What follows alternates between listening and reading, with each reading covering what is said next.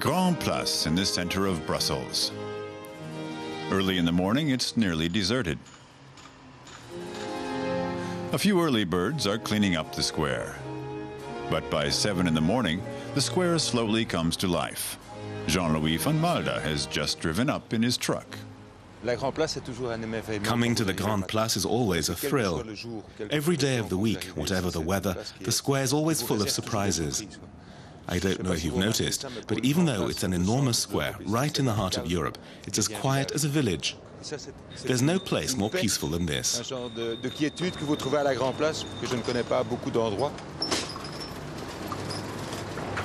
The florist and his co-worker Johannes are setting up their stall. They sell flowers, plants, and herbs. Jean-Louis is the 5th generation of his family to work here at the Grand Place. There's been a market here for 900 years. It was one of the first markets, a big one, a real market square. It used to be mainly fruit and vegetables. When my grandparents ran a stall here, the fruit and vegetable market was in the morning. And when that was over, the florists set up shop.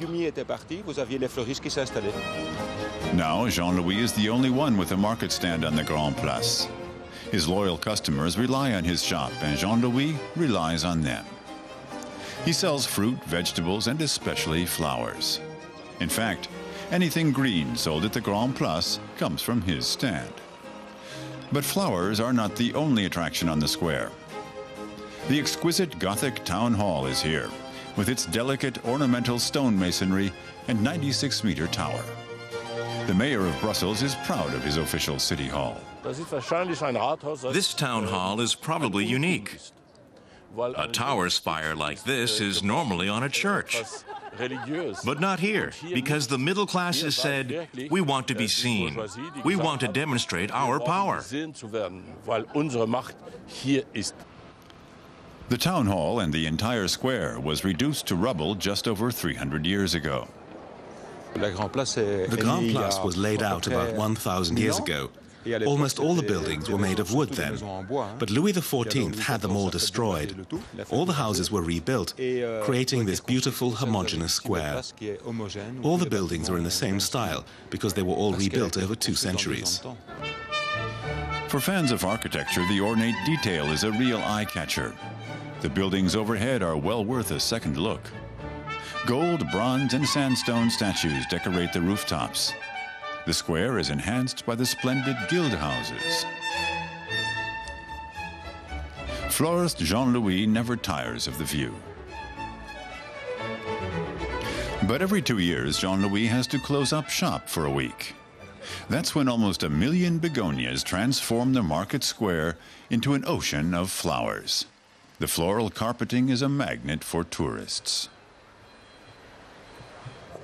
Then the shops that surround the square are filled with Belgian specialties, chocolates, lace, and of course beer in every imaginable variety. The Beer Museum on the Grand Place is an insider's tip. The museum has an exhibit on the history of beer brewing, but the real attraction is the excellent beer on sale at the museum pub. Both connoisseurs and locals come here to have a pint. But Jean-Louis has to remain at his stand. From time to time, a waiter friend brings him a coffee from the neighboring cafe. But then it's time again to tend to his flowers.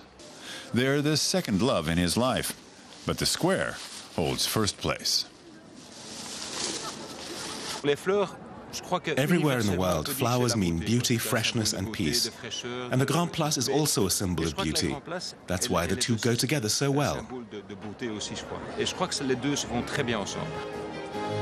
At the Grand Square in Brussels, the day is drawing to a close, and Jean-Louis has loaded up the last flowers into his truck, leaving behind one of the most beautiful town squares in Europe.